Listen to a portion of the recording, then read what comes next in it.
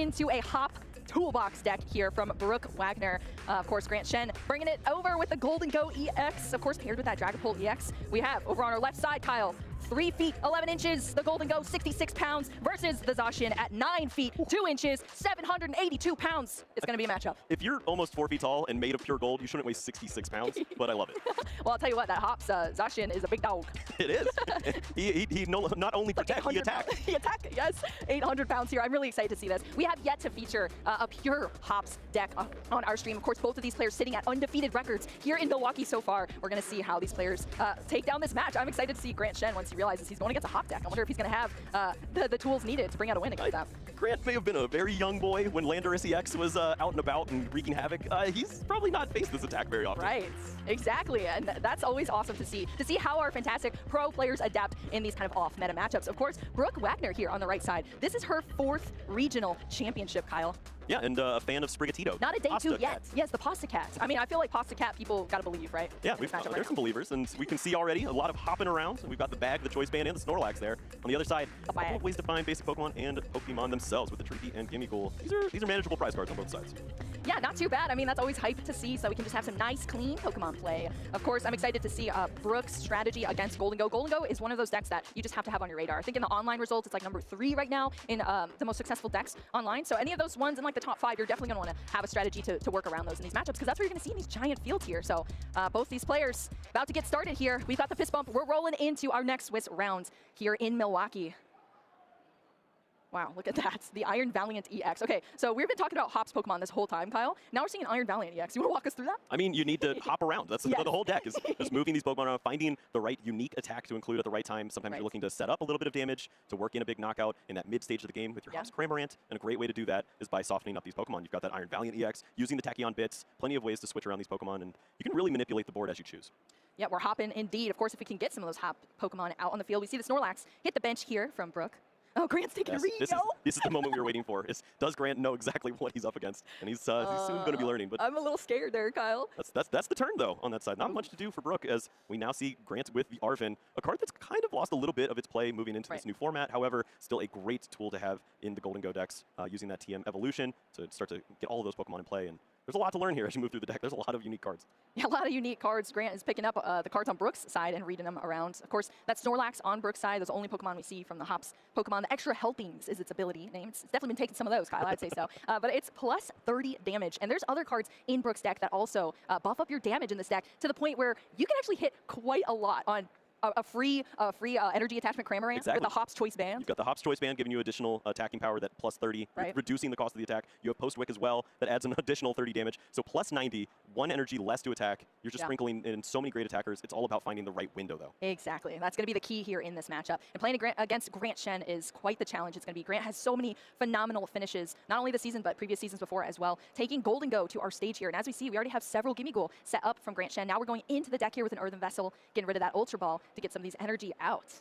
Yeah, these are two decks that basically only care about their own strategy, which is a part where Grant probably feels pretty comfortable. When you're not on the back foot thinking about the removal of multiple Gimmighoul in a turn or other situations that can arise. It takes so much for Brooke to have a turn like that. Instead, you can just focus on your own setup. You have that technical machine. Now you have two Gholdengo ready to roll. Yeah, I love this technical machine. It makes this deck flow so seamlessly. We have the tool card that attaches. It brings out your benched evolutions into those Gholdengo EX. All you need is that energy attachment to be able to enable it. Then it's going to discard at the end of Grant Shen's turn as well. But it has served its use. We popped in the CD. It played a banger. Now we're going over to Brooke's turn.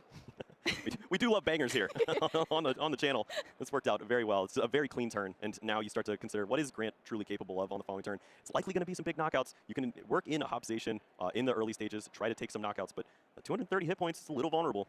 Little vulnerable, yeah, that is the only thing with some of these big basics. They're not as big as they used to be because we have much bulkier evolution Pokemon in the format now, but especially going against Gholdengo. Gholdengo is essentially one of those decks that can hit a lot of damage, Kyle. You have routes around pretty much anything you're faced up against if you're Grant Shen. So Brooke is going to have a sticky time, especially after that little bit of a lackluster start that we saw. Brooke, of course, going first, just getting that Snorlax out. Now this Hops bag is going to be big here for Brooke to be able to search out 2 more of the basic Hops Pokemon and put them straight onto the bench.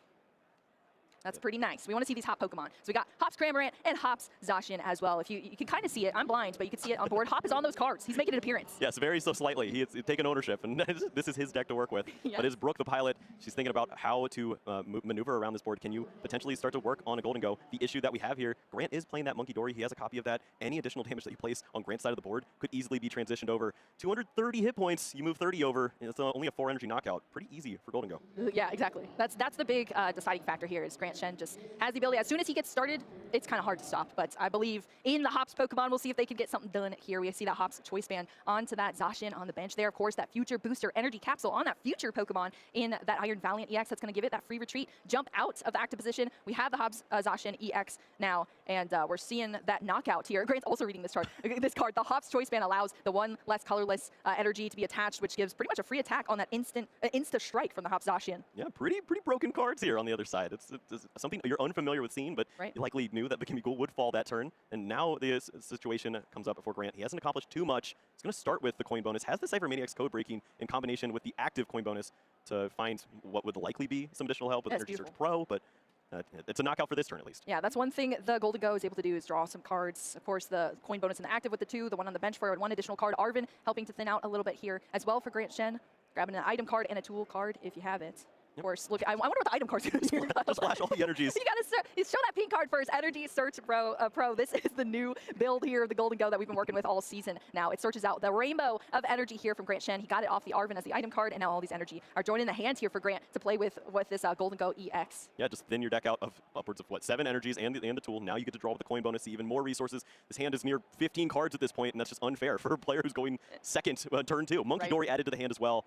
This could be nasty on the following turn with moving some damage. Look at that. Yeah, the preparation for the late game here as well. Night Stretcher bringing out another Gimmighoul to just keep that pace up. We do have to see an energy on this side of the field, though. It's only one, though. That's what makes Gholdengo so good. This Make It Rain. It's just one metal energy, and then each of your energy cards that you discard from your hand are 50 damage per, and that is enough to take down that Hops Zacian. It's in the discard pile. That's 2 prize cards there for Grant Shen. Well, you said that the CD was playing some bangers. Do you think that we're going to be spitting over here with the Rap God Cramorant potentially? Why is Cramorant always spitting, yo? That's what it likes to do. Disrespectful. Yes, the Cramorant. Hops Cramorant, of course. They like to make really good Cramorant cards, I've noticed. The Fickle Spitting here. It's 120 damage. It's pretty much free if you have the Hops Choice Band. But you can only use it at certain times when your opponent has either 3 or 4 prize cards. Of course, Brooke here sending up that Iron Valiant EX, putting some damage counters out now that it's being brought into the active position with that Tachyon Bits.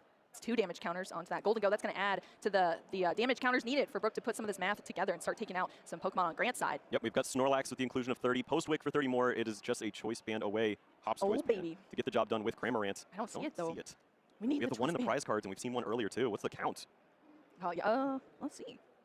Looks like 4, so it's maxed out, but unfortunately going to miss. I mean, it's pretty important, on I that guess. Shot there. Ah, that is such a bummer. We saw the spit, but I guess it wasn't disrespectful enough on that Gholdengo. It's staying alive. 30 HP left in the active position there from Grant Shen, which is dangerous here for Brooke. I mean, that's just allowing Grant to essentially run away with another turn here. We're going to see a billion cards being drawn into. One already off of that first coin bonus into another Gholdengo EX for another coin bonus, but just another Gholdengo. Yeah. So I mean, Grant's got options here. He could try to focus on just continuing to take knockouts, or there were plans where maybe he tries to include the Professor Turos in a spot like this. He's got a ton of damage on his active Pokemon. If he used all of his coin bonuses and then Pokegeared, he might be able to thin out to a point where maybe you find that one-of copy, but going to play a little safer here now, go with the Cypher Maniac's code breaking and set up some resources for a game that he's in control of right now. Right. I like being more in control, Kyle. That's exactly what Grant is doing here. Cypher Maniac's code breaking fits perfectly into this deck. You get 2 cards, you line them up at the top of your deck, and then you see that active Gholdengo EX is able to draw into those 2 cards from the coin bonus. We see the Artisan jump into play immediately, get a Monkey Dory out. We're going to start shifting around some damage counters now back onto Brooke's side, so the pressure is on here, Kyle. Yeah, move yourself out of range of the Hops Zacian, taking a knockout on the Gholdengo if it were to go to the bench, and also you avoid some of the shenanigans with multiple Tachyon Bits. It's just a really clean play here. You have an opportunity to take advantage of the fact that you already have the energy to attack with in play. This is a great turn to play the Dark Energy. Yeah, beautiful. We see it, of course, with that superior energy retrieval. You got to discard 2 cards, but then you get 4 basic energy into your hand, which is beautiful in this deck. You use them for the discard for your damage, and then, of course, that Monkey Dory, gaining that dark attachment for the Adrenabrain, moving that damage onto Brooke's side, healing up that Gholdengo EX that has so much damage in the active, but now it survived, and it's a little healthier. Look at that knockout on that Hops Cramorant. That's going to be a single prize card, but it is a good one, I must say, because that Hops Cramorant can get so dangerous from Brooke's side. That was the liability, the attack, taking it out. Brooke needs some answers here. Yeah, and with, 5 cards in hand, not a lot of resources. There is the Artisan to help find some more basic Pokemon, but the lifeline of this deck has to be finding all of those Hops Choice Bands, and we're just not seeing them right now. We need damage. We need it quick. Ooh, we're going to see that Iron Bundle of Joy joining the field here. The cutest artwork as well from that Artisan. course, doesn't have that rule box. Joining the field, we have Techno Radar from Brook. Yeah, this is a count to see how low can I get my hand so that maybe I can draw back up with the Mew. It's not great. It's maybe down to 1 or 2 cards remaining, but you're still just relying on the top deck at that point, maybe to find a relevant supporter this turn. Yeah, this is tough here. Brook bringing out to this Iron Valiant, yeah, thinning down those cards from the hand. You can see the lines, and though. The deck. You have multiple Tachyon bits in play now. You can put 20 damage onto the Gholdengo, switch again, another 20. If you work in the Hop Zacian as the last slot of your bench, you can take a knockout on this Pokemon while it's on the bench by way of using the Iron Bundle. So there's a way to really add up the damage on this side, but you need a lot of help here from you. Yes, yeah, Mew, can you save the day here? Post-Wick, of course, being the stadium bump for the turn after Brook was able to utilize the Artisan here. Now we have another Iron Valiant. We have the switch here into that first Tachyon bits. 2 damage counters going on to the Gholdengo EX. Research is pretty good. We tossing?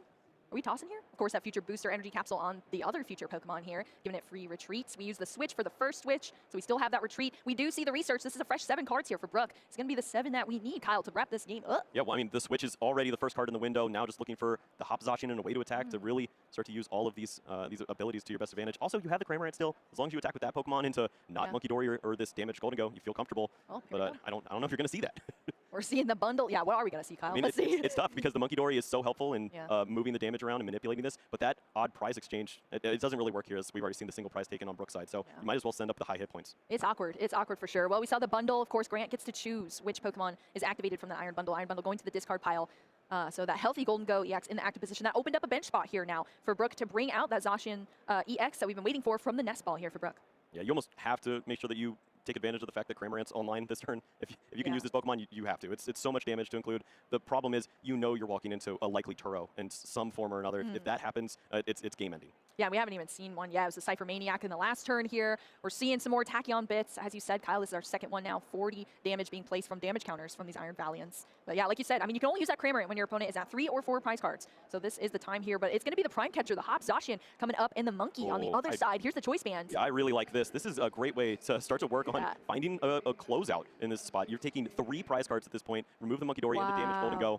Just finding a way to close out here would be so tricky. There are some plays for Grant, however. He's got some really unique inclusions in this list. If we see the Jamming Tower this turn, that could be backbreaking. Oh my gosh, I loved that there. All the damage. We had the Hop's Choice Band, we had the Post-Wick, we had the Snorlax buffing up here, taking out that Monkey Dory and getting the Gholdengo EX just in range. 3 prize cards for Brook Wagner. That was incredible to see. Grant Shen here starting us off, though, with the Pokegear. Got to see a supporter from the 7. We saw 2. Wasn't the, or was the Cypher Maniacs or the boss's orders? Yeah, we see the Cypher Maniac. We also see Iono in the hand as well. If you feel like your opponent's at a point that you could really disrupt them, you could go for a spot like that, but unfortunately you only have 3 cards in hand. You have to kind of focus on your setup at this point. And with, only 1 more coin bonus, it's just Cypher Maniac. Oof, Cypher Maniac here. We've already used the benched coin bonus. We still have 2 additional draws. That's going to give us those cards that Grant puts at the top of the deck from some code-breaking action. See the Earth Vessel being brought to the top here from Grant. Get some energy. I mean, what is our hand looking like here from Grant? I mean, just a bunch of supporters? There's the Metal Energy, there's the Iono, there's a few other resources. Pheasantipity, which seems like a liability at this point. Yeah, that's scary. You want to work with as many hit points as you can. A little weak sauce. It's tough. Draws you cards, but it's not enough HP. Especially now, Brook has totally turned the tables. I mean, Brook's leading now in the prize race here. Grant has to make something work for this turn and just hope Brook can't put it together in the last half of this game. Yeah, a lot of cards in Brook's hands. 7 cards, and then you're going to draw as well. We see Supporter there. We see Nest Ball. Plenty of ways to find an additional attacker. Yeah, we don't see any disruption there from Grant because that Cypher Maniac's code breaking was the Supporter played. So now Brook's working with whatever she's got there in the hand, which is quite a lot. Of course, those cards being drawn into. Now from Grant Shen's side, counting up how many energy are in the discard pile so far here. Earthen Vessel's just going to be discarding away this Iono here for Grant to get out some more energy from the deck. Really nice understanding here from Grant. Any turn that you would have played Iono is also a turn where boss's orders will win the game next turn, so completely irrelevant card. Throw that away, find some additional energies, use that superior energy retrieval. And you will have the 5 energies required to take a knockout here. Go down to 1 prize card remaining, and then just hope that 260 hit points is enough to withstand what Brook's capable of. Yeah, I mean, there's a lot of ways to add some damage. Grant Shen putting it out on the line here against this Hop deck. Still going with this turn. We have the superior energy retrieval, just choosing which cards to discard to. It has to be 2. One's going to be that Pheasantipity. That we said is a huge liability there. I think that's what that one was. And then a Psychic Energy to get back 4 from the discard pile to the hand. We have the energy attachment to the Gholdengo. Enough energy cards to get a knockout on that second Hop Zacian EX being taken down. Grant Shen down to just 1 prize card left. But is Brook able to put things together? You gotta look in the sky and see if it's sunny or if the moon's out. And I'm seeing the Blood Moon. It's going to get dangerous in this spot. Bits. There's the 20 Tachyon bits. The Blood Moon hitting it for 240 damage. That's 260, Kyle. Perfect math here for Brook Wagner, taking things down in our game 1 between these players. Lined up so well. Just Grant did not have the play around at that point. Wanted to manipulate the hand, but would not have the resources to take the knockout. It's just a lot to ask, and there's a there's a lot of hopping going around. It worked out really well in this opening game. I don't like that, Kyle. I don't like that. Grant fell into the bear trap. Not the bear trap. No, Grant Shen. All right, we got the light of the moon to guide him. It didn't work. No, it did not work. Still walked right into it. Yeah, we need to see, maybe this time around, Grant can adjust. Now, we've played one game, we've gotten it out, you know. Let's see how that matchup went there, unfortunately for Grant Shen, but great for Brooke Wagner, as it was pretty smooth from the right side of the field. Yeah, really clean opener here from Brooke, just to take that opening knockout on the Gimme Ghoul, set up a little bit of damage, and it ended up being very relevant to taking a knockout in the later stages of the game. Right. That's just how important it is to keep track of all of this damage here. We saw a little bit moved here from Monkey Dory, trying to help out, but it just was not going to be enough. When you include multiple Tachyon bits in a turn, you have the Prime Catcher to go along with it. You take 3 prize cards very easily. This is a turn where Grant maybe could have dug a little deeper, tried to find a Turo, said, you know what, I'm just going to count on my Pokemon sticking around for an additional turn. The cards were not there, though. He lost a lot of resources, and it was all about the moon at the end of the game. Yeah, could not put it back together in the Blood Moon Ursaluna EX. That late game finisher card we see in so many decks is what led to that beautiful win there from Brooke Wagner. Of course, we're heading into our game 2 between these players. We're going to see if any adjustments are made. Is there anything Grant Shen can really do, Kyle? Like, do you think earlier Monkey Dory might help more? Like, what do you think? It depends if you're able to find the right resources. You're put on the back foot immediately with the opening knockout of Gimme Ghoul. It's almost always going to happen on that opening turn. So finding opportunities to play down relevant energies, you have to have the metal in hand, or you have to have the dark and Monkey Dory ready to go at that spot. If you do not have those exactly, you're going to be a turn behind from that point on. You just have to attack with your Gholdengo. Yeah, that's a tough one indeed. Yeah, Grant had the attacks. Like, he was taking the knockouts. It just got a little bit awkward there. And like you said, Brooke was on that awkward prize trade, but then getting that 3 prize turn was so nice there. Of course, Grant now suffering from that 3 prize card turn. Maybe going to take an extra look at the damage counters and just hope things work in his favor this time around. Yep, maybe Monkey Dory's a little too cute in a matchup like this. That's what I'm thinking too. You like, just might have to play the 7 prize race and hope that your opponent can't reach 260 when it's like a 3 prize turn, as opposed to when you fall to that like 2 or 1 prize game and the Blood Moon Ursaluna comes up. There is the inclusion of the Dragapult in this list. However, I feel like that's a pretty difficult Pokemon to set up too with the aggression that we see on Brooke's side. Oh, yeah, that seems tough here for Grant. Yeah, that is a good point. Of course, the Dragapult line being in this deck allows for some extra draw support. You can bring out a Dragapult EX, I suppose, but yeah, Grant Shen didn't look to do that at all in the first game. We'll see if that continues. Is this the 3rd mulligan here from Grant? Brooke has got the aura, just netting cards into... Oh, this is the 4th. No way! Brooke's going to draw 4 additional cards into the hand for every single time. Grant Shen cannot draw a basic Pokemon to start the game off with. I mean, this is just brutal. It's not what you want to see when you're down a game in any of your games, and I'm getting a little scared here, I mean, there's only 8 basic Pokemon in the deck. This is a pretty reasonable thing to happen. It ain't no 23. All right, no, he found a pretty solid hand. It only took 5 attempts. Let's go. Would you trade a really good hand for 4 mulligans, though? I don't know. Not in a deck that plays 1 Iono. Yeah, for real. I'm pretty sure I'm going to get punished on the other side. Oh, no. Look at that. Oh, well, Brooke is going to be starting with that Blood Moon Ursaluna EX, which is a little bit awkward there. Like we said, we saw it come out right at the end of the game. That's kind of when you want to see it. Don't really want to start with it because it can be kind of a liability for you, and it's pretty beefy to retreat as well. But not if you have easier ways to retreat. Of course, there are a lot of switch out cards for Brooke on that side of the field. So we're starting over here. Once again, the first turn being over to Brooke. Let's take a look at the prize cards here. We've got a couple of hot Pokemon sitting at the top there in a Zacian EX, as well as a Snorlax, Iron Bundle that we saw just kind of come out of the deck last time in the prize cards. One of those switch cards, Jet Energy as well, some switching mechanics, and a Pokegear. Yeah, I feel like the Iron Bundle is pretty relevant when you see the Monkey Dory start in a spot like this. That's true. A lot of hit points in the active. It's a single prize that's given up on the 2nd turn, but it might not even be available, and it's also a Gimme Ghoul that gets to stick around for an additional turn. So this might actually work out really well for Grant. I was thinking the same, because the Zacian EX is a 2 of, and the Snorlax is also a 2 of. So that means there's only 1 per the deck here for Brooke. And those are at the very top of the prize cards as well, so we're not going to see them for pretty much the entirety of the game here. So Brooke is going to get out those 1 copies there. The Snorlax on the bench, the Hops Zacian EX on the bench as well as the Cramorant. So all the Hops gang is here. He's hopping in and hopping out. Of course, Grant, like you said, Kyle, had a pretty stellar starting hand from what we saw. Yeah, it looked great. We saw the Arvin, we saw the energy. I think the TM evolution was already there. So yeah, we got a Surfer in the hand over there. 2 Gholdengo. Yo. Here we go. One of those Jet Energy. Whee! Into the active position here. Iron Valiant EX jumping in, putting those 2 damage counters on to Grant Shen's field. I mean, that's just an immediate pressure here. Arvin is going to be the play here from Grant, allowing you to get the item and the tool card out. And a pretty important item here if you don't have any Pokemon now. Buddy Poffin to get some Gimme Ghouls. We have, of course, that tool card that we saw in the Technical Machine Evolution to get out those Gholdengo immediately. What are the prize cards looking like, though? Yeah, it's the one that really shines at me is that Jamming Tower. It's unfortunate. We did not see that in the opening game. Oh, that'd be so good. Think about the limited potential there is for Brooke to complete a really solid turn if you don't have access to any of your tools. Now, of course, there's plenty of stadiums on the other side. 4 Postwick to count for the stadium. But if you combo that with an Iono or a low hand size at the right time, you might be able to have that Jamming Tower stick and your opponent's just shut down. Yeah, I love that. I mean, not only bumping the stadium, getting rid of that damage, but then turning off the Hops Choice Bands. Oh, so crucial. Jamming Tower is a huge tech for a lot of decks in our field here in Milwaukee, but unfortunately, it's stuck in the prize cards for Grant Shen. Of course, we are going to get those Gimme Ghoul out from the Buddy Poffin. They're eating good today. Popped out of their little treasure chests for some Poffins. And we have that Technical Machine Evolution. That was the tool grab. As long as we have the energy to go with,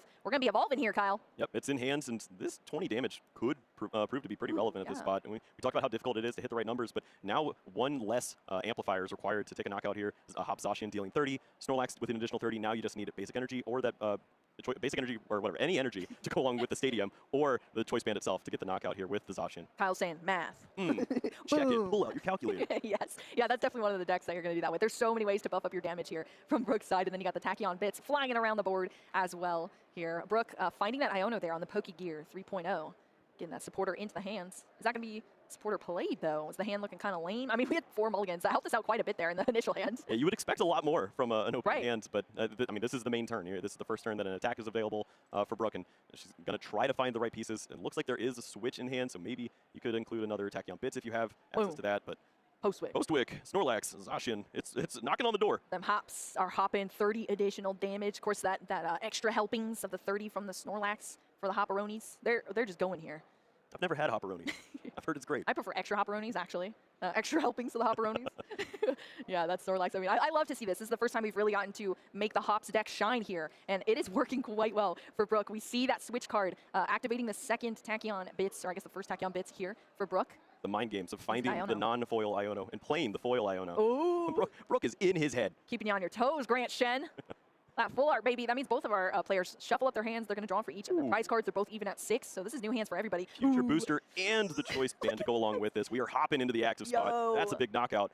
The free retreat from the future booster energy capsule into that Hops Zacian. Doesn't even need an energy. It just strapped on a cool headband, and now it's swinging, knocking out that Monkey Dory. That's the initial prize card that we see. That was so pivotal for Brook in the last game that we saw. That single prize card helped so much in the game if you can line up the math and take multiple prize card knockouts in the future. And we still have just a baby gimme ghoul. Oh, well, there's Gholdengo. Yeah, I was worried. I was getting worried, though. But Coin Bonus helping out there finds that third copy of the Gholdengo. So you have all your evolutions at this point. You can play the 7-prize game.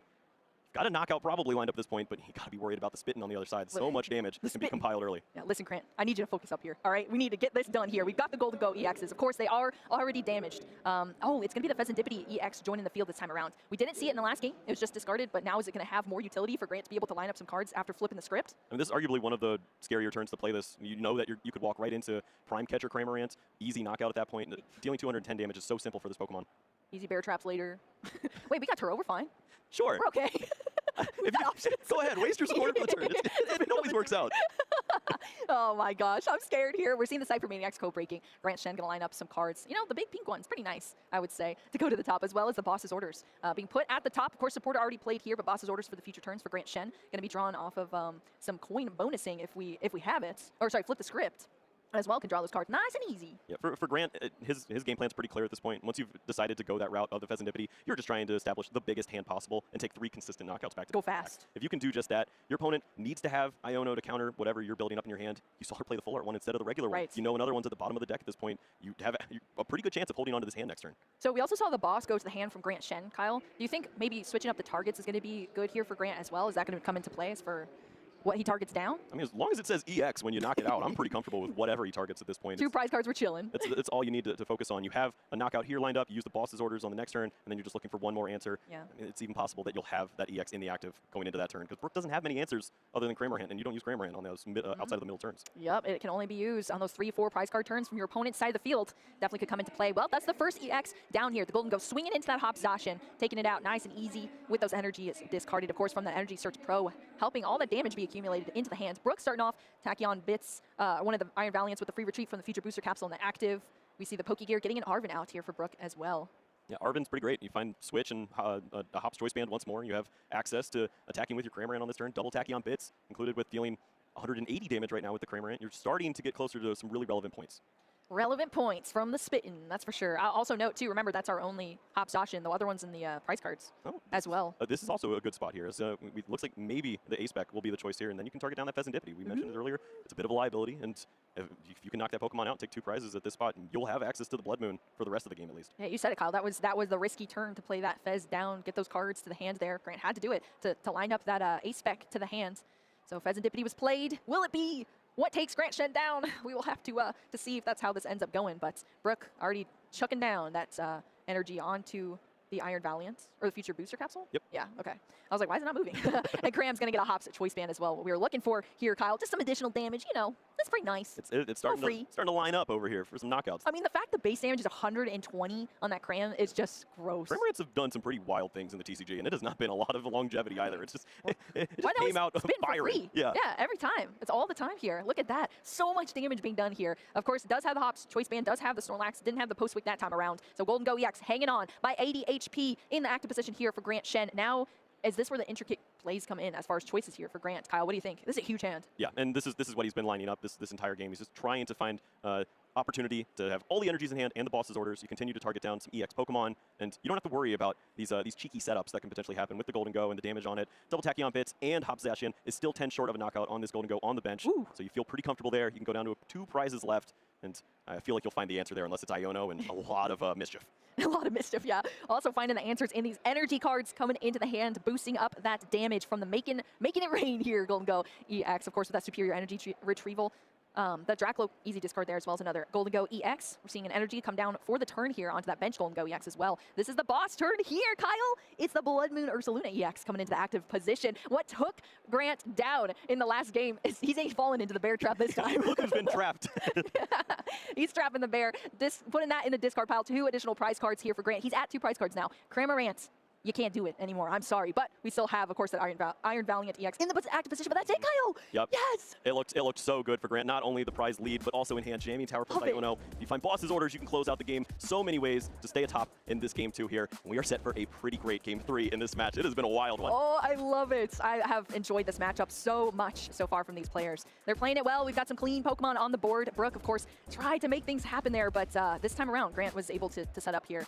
And yeah, we were kind of scared when the Pheasantipity went down, but it was A-okay. Like you said, Kyle, Grant just prioritized his own board, and we really saw that the aggression is what led to him profiting in this matchup. Yeah, it's a solitaire style of deck, but it does have a little bit of play around with that Monkey Dory. We saw it started in the active spot, which arguably is the best place for it in this matchup. Remove with that single prize Pokemon, set up your board of all these Gholdengos, and then just continue to take huge knockout one after another. 2-2-2, the best prize map to follow for a long time in the TCG. It works out really well here for Grant. He's going to try to do that once more here in game 3.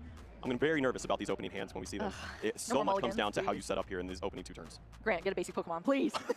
No Judge Ball. But also, I mean, Brooke having the Snorlax with the Hop Zacian, primarily the Hop Zacian in the prize cards too, is a little awkward in the late game there for Brooke as well. The turns have tabled. We see them go into the other side.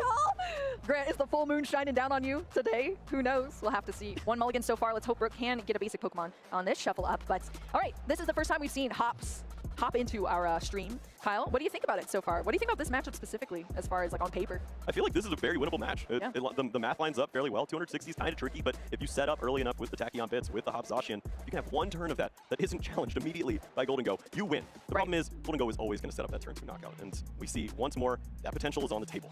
Grant has a pretty great start. He's got a pink card in hand. He can do a lot of cool things. I mean, yeah, let's think about that. There's so many decks in our format right now that draw cards. They draw a lot of cards in a lot of different ways. Brooke is essentially relying on the Hops cards in this deck, like the Hops bag to bring the Pokemon out, the Choice Band to buff up as well, and there's not just like, oh, free cards being drawn everywhere, so it can get kind of awkward and clunky potentially for Brooke. Whoa. Oh, no. Hey now. Grant. I'm an all-star. Oh, no.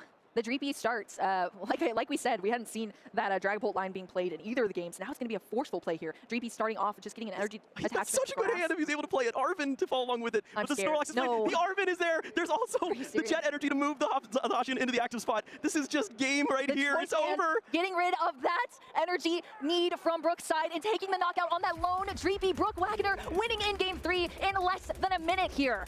I cannot believe it, Kyle. I was so ready for a great game 3. And you know what? That also works. That is a way to win the TCG. Sometimes you play 8 Pokemon and you have to pass. And that's what it looks like there. An amazing play here from Brooke. Just not only obviously to close out in this last game, but